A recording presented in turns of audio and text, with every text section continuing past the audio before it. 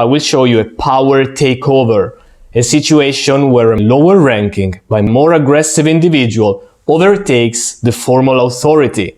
Let's start.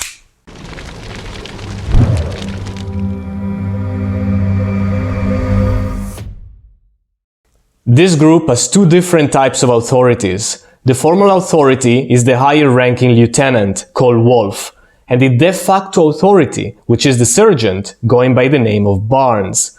The lieutenant has the official authority coming from the rank.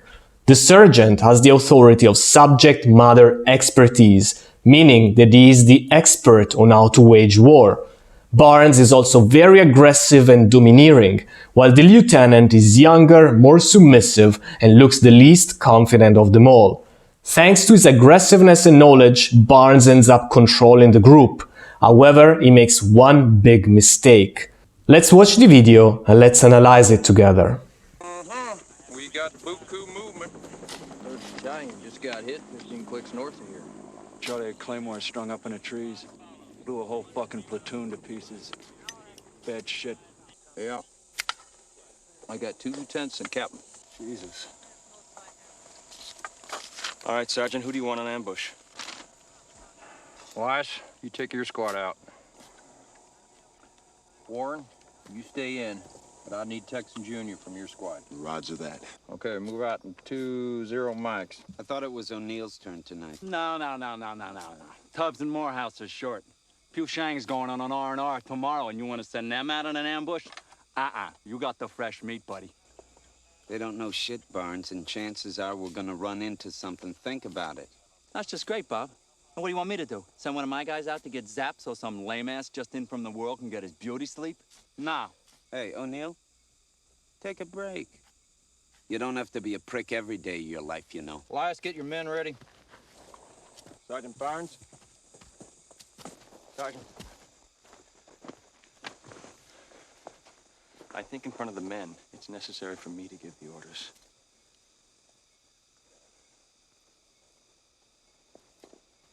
Yes, sir.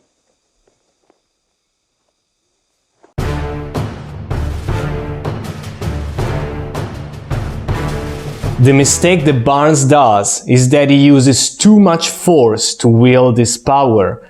Given the situation, he ends up being too dominant, and that puts him on a collision course with Wolf. There is a quote from Alain Prost, a Formula One racer. "My aim is to win the race by going as low as possible." It's similar for power. You want to win the interaction by using the least amount of power that you can get away with. The reason is very simple. People do not like being dominated. People like feeling included, feeling respected, and feeling like they agreed to follow you. Ideally, you never want to impose your will and you never want to dominate people. You always want people to want to follow you. That's the hallmark of a great leader. People want to follow him.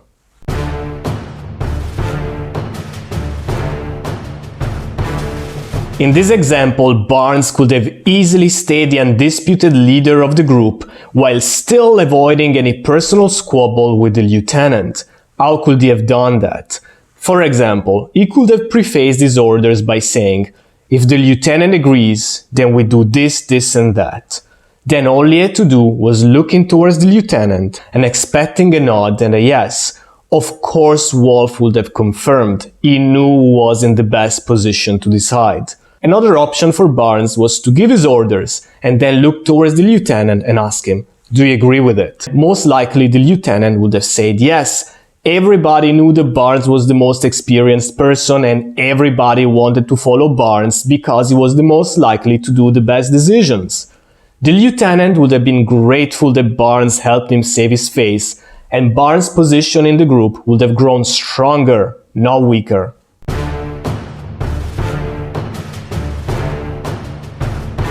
The problem with imposing your will, throwing your weight around, and even worse, rebelling against official authority, is that you grow resentment and you make enemies. In the long run, you are usually better served by making friends and by getting buy-in with your decisions. You cannot always do that. There are important exceptions when you have to impose your will. Check the link in the description for the details. However, most of the times, as a rule of thumb, the inclusive leadership is superior. You get buy-in, the people around you are more motivated, and in the long run, you make friends and supporters. To sum this video up with one sentence, make friends, not enemies. Friends are power. Enemies are your downfall. Cheers, guys.